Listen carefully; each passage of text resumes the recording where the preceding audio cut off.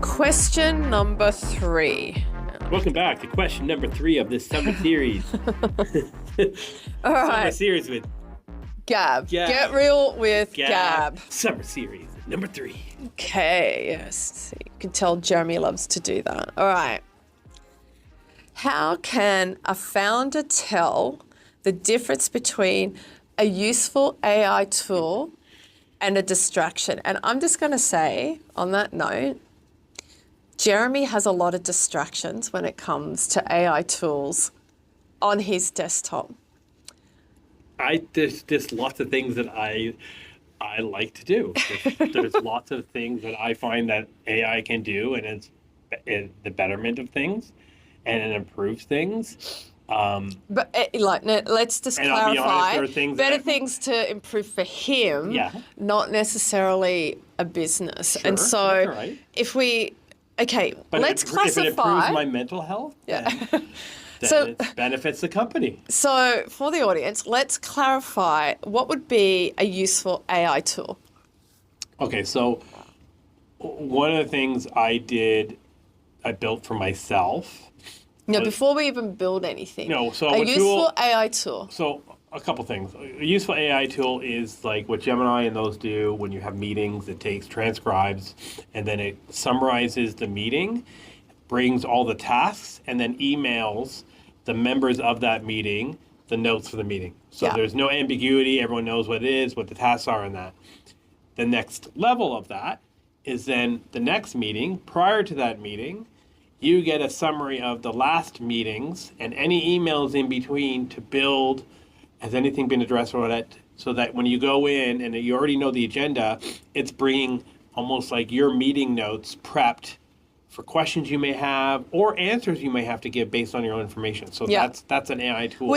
Which Gemini or Copilot can do for you. Yeah, exactly. Yeah, because like during the week, you get bombarded with tons of emails and tons of things. And you forget half the stuff you've already agreed or not agreed or whatever, or things have moved and you let it slip because you couldn't see it.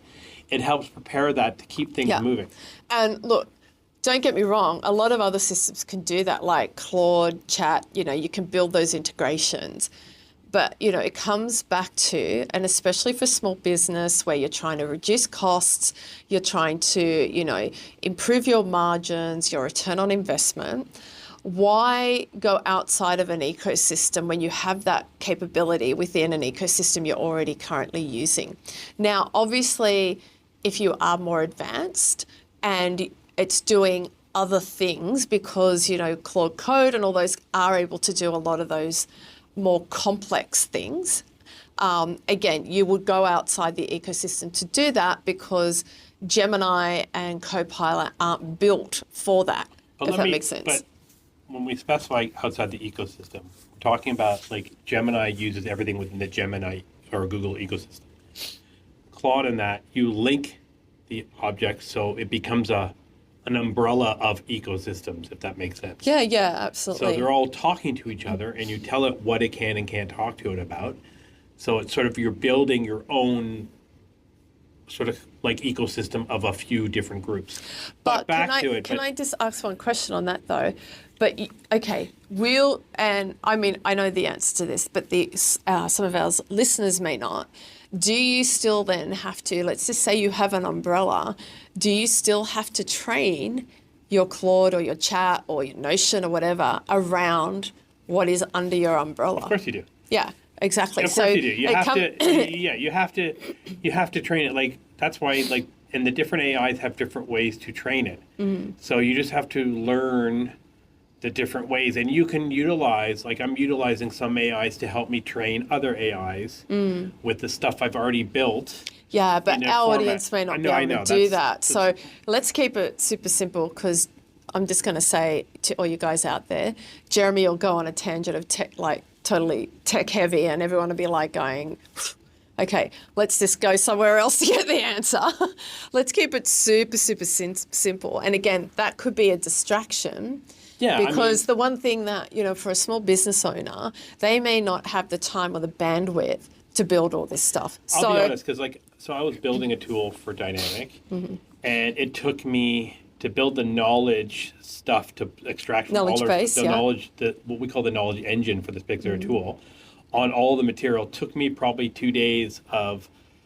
2 8-hour days or 2 10-hour days? Just so the audience has context. To be honest, I'm not quite sure, because when you work from home, for those who don't know, sometimes you don't realize how long you've worked. You're like, did I eat lunch? I don't know. I would say 2 8-hour days, easy.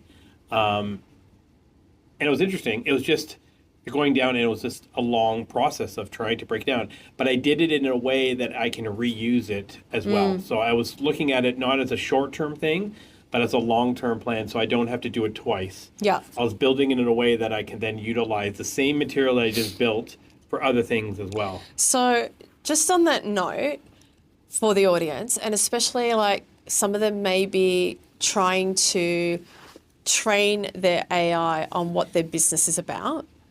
Okay, so whether that's using Claude, whether it's using Notion, whether it's using chat. The same, that all the answers are the same, and where it differs, and they have a discussion, the AIs will discuss amongst themselves what they disagree on and why. Yeah. And then come up with a conclusion at the end. Yeah. So what have we used to build, not what we have used, what have we utilized around what we know about our business to help build the knowledge base? So within the engine, there are areas like communication style.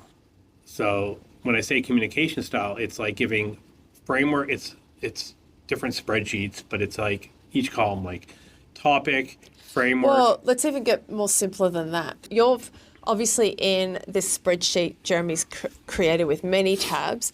You've downloaded. Okay, so what I used to build for Dynamic Unicorn is, for example, I pulled all her podcasts that she'd done before, all the podcasts that have been published, the transcripts of each one, fed them in as a media list of, so it covers all the topics, all the kind of themes, how she talks, and that I pulled that. I pulled all her blogs that she's written.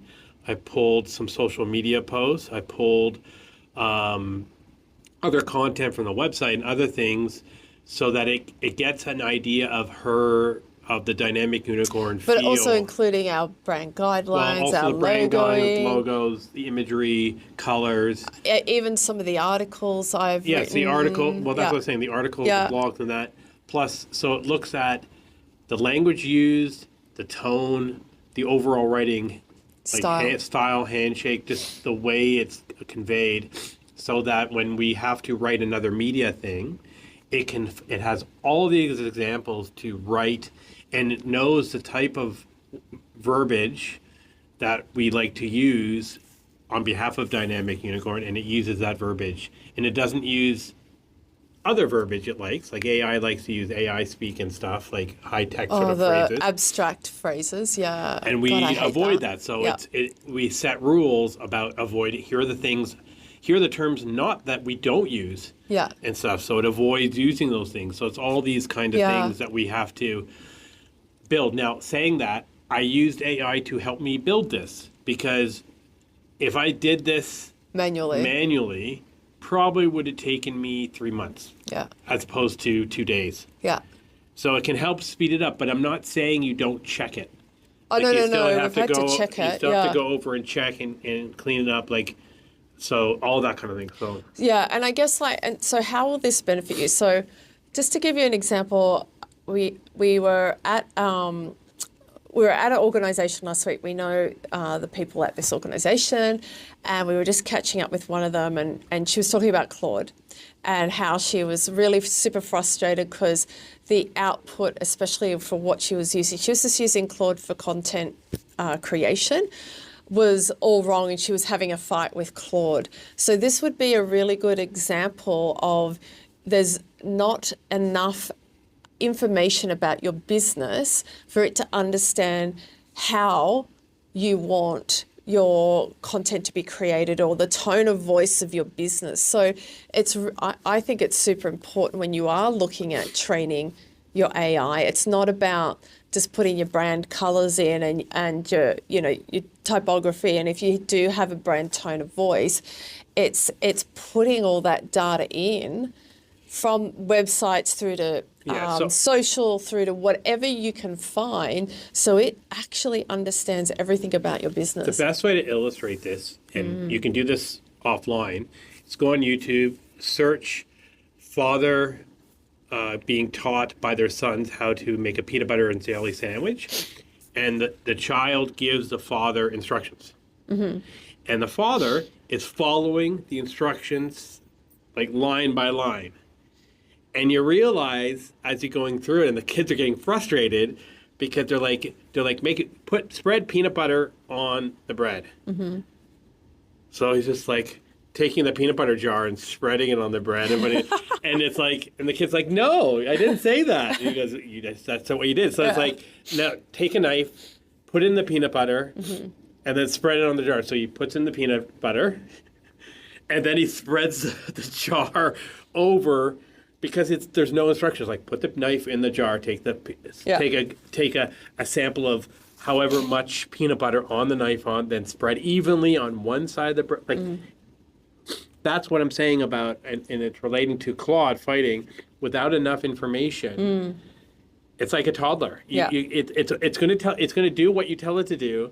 But if you don't give it enough context and enough information, it will just go on its own. So I guess coming back to, you know, AI tools that are useful compared to a distraction. So a useful tool would be something that can save you time. Yep. It can obviously improve the quality of your work or output of your work. Improve your mental health. Maybe for you. And it may detriment your business because it's mental health and may be distracting you. But and obviously, it helps you make, I think, better decisions as well, because it's providing that information that you may be missing. It's not making decisions for you. It's giving you the information. And also, if you're asking it to give you conclusions or answers, ask it how it came to those answers. Because sometimes the answer is what you're thinking about, but the way it came to that answer, you're like, that's a wrong assumption. Yeah. And you want to know how it got to there too. Yeah. So I guess if we look at, you know, AI tools that are a distraction, like for me, a distraction would be, and again, this comes down to the quality of the output. A distraction is something that I can't get the right output with because I'm wasting time, money. You might as well do it yourself. Energy, yeah. And it's interesting. I had, I guess, something that popped up in my feed around AIs. You know, it's you know, why don't you just do it yourself because the output's poor? And again, I come back to and I was sitting there going, you know what? Yeah, you're right. But there are a lot of benefits to AI because something that you know takes me, you know, to write a blog, if I sat down and did the work, it could take me like 2 to 3 hours.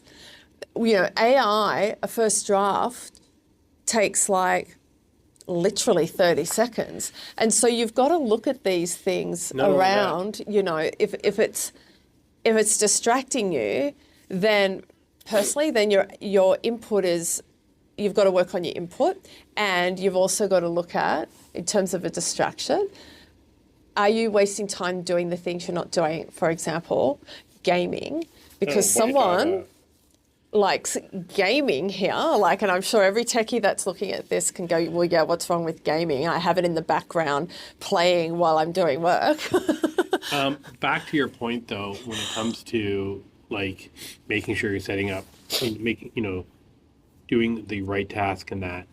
And now I've just lost my train of thought because you went to gaming. Just distracted me. See? Distraction. No, but I just have to, it's an important point. I'm just trying to remember.